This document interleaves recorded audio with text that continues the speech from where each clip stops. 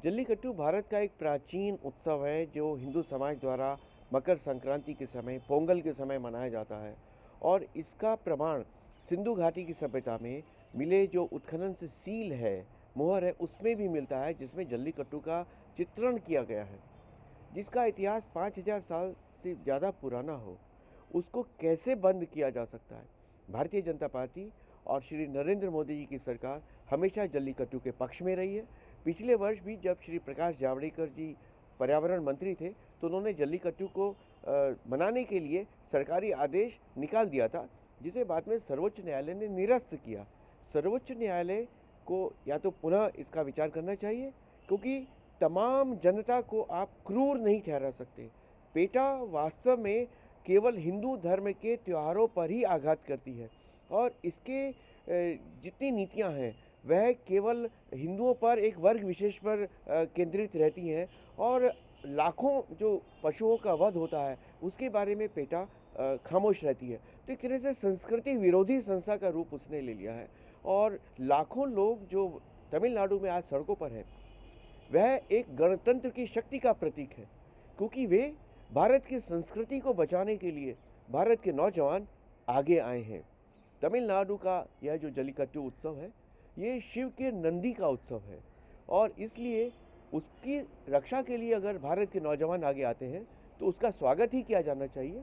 हम पूरी तरह से जल्लीकट्टू के पक्ष में हैं। पिछले वर्ष जब कांग्रेस ने तमिलनाडु विधानसभा के लिए अपना चुनाव घोषणा पत्र जारी किया था, तो उसमें स्पष्ट उन्होंने घोषित किया था कि वे सत्ता में आएंगे तो जल्लीकट्टू पर प्रतिबंध लगाएंगे। तो कांग्रेस और उसके साथ अब जो डीएमके का गठबंधन है, वह तो वास्तव में जल्लीकट्टू के विरोधियों का गठबंधन है। अब कैसे वे जल्लीकट्टू के पक्ष में ये बात कर सकते कि नहीं, हमें जल्लीकट्टू चाहिए और केंद्र को ये करना चाहिए। केंद्र तो हमेशा से जल्लीकट्टू के पक्ष में रहा है। और जो माननीय प्रधानमंत्री जी के साथ तमिलनाडु के मुख्यमंत्री की चर्चा हुई, श्री पन्नीर सेल्वन की, उसमें उन्होंने स्पष्ट मान लिया, और अब तमिलनाडु सरकार उसके बारे में अध्यादेश जारी करेगी, जिसके बाद ये जल्लीकट्टू प्रारंभ होगा। हम लोगों ने खुद, मैं उसकी समिति का अध्यक्ष रहा हूँ, और तिरुवल्लुवर छात्र और युवा संगठन तमिलनाडु की, जिसकी सदस्य संख्या लगभग 2.25 लाख है, मैं उसका अध्यक्ष हूँ। तो तमिलनाडु के लोग क्रूर नहीं हैं। तमिलनाडु के लोग अत्यंत सभ्य, सुसंस्कृत, शालीन और पशु प्रेमी हैं। वे बैल को अपनी संतान के रूप में मानते हैं। और यह जो तमिल स्वाभिमान पर चोट हो रही है जल्लीकट्टू पर प्रतिबंध लगा के, ये अच्छी बात नहीं। इसके खतरनाक परिणाम हो सकते हैं।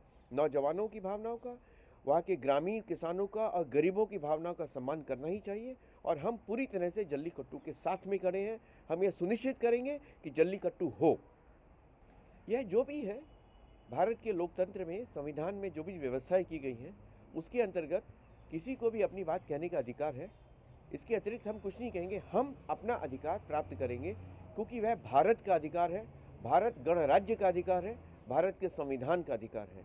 पेटा वास्तव में भारत में विदेशी मन और विदेशी धन का प्रतिनिधित्व करती है, वह भारत की संस्कृति का प्रतिनिधित्व नहीं करती।